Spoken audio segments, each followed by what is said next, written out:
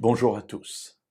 La Bible, et le livre des Proverbes en particulier, contient souvent des propositions qui semblent opposées. D'un côté, on dit ne fais pas ceci, et ensuite on dit fais cela, ou au contraire ne fais pas cela, et puis fais ceci. Et dans le livre des Proverbes, nous avons vu hier que la Bible nous encourage à ne pas nous hâter d'aller plaider contre quelqu'un, ne pas entrer en procès. Eh bien, voyons la suite du récit.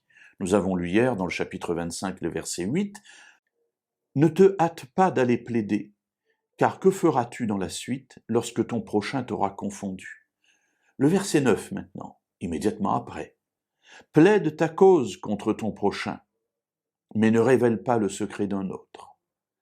Alors d'un côté ne te hâte pas, et puis de l'autre côté plaide. Vas-y, ne crains rien.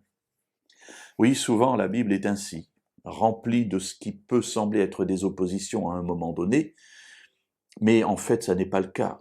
Dans le verset 8, l'auteur des Proverbes nous dit « ne te hâte pas », donc réfléchis bien, pèse le pour et le contre avant de te mettre dans un procès. Dans le verset 9, il lui dit « plaide ta cause, si tu dois plaider, vas-y, ne crains pas, parce que si tu penses être dans ton droit de manière technique et de manière éthique, eh bien fais-le, il n'y a pas de problème, mais attention, il y a des limites.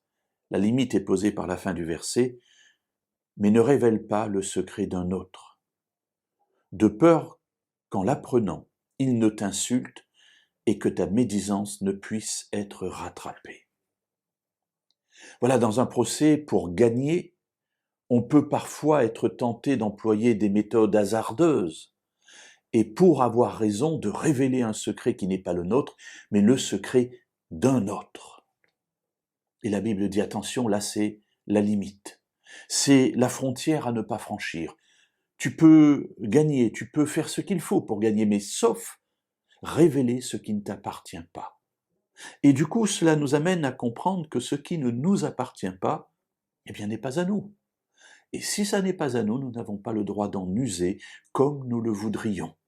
Lorsque je connais quelque chose sur quelqu'un, malheur à moi si je le révèle. Parce qu'à ce moment-là, s'il l'apprend, il pourra m'insulter et ma médisance ne pourra être rattrapée.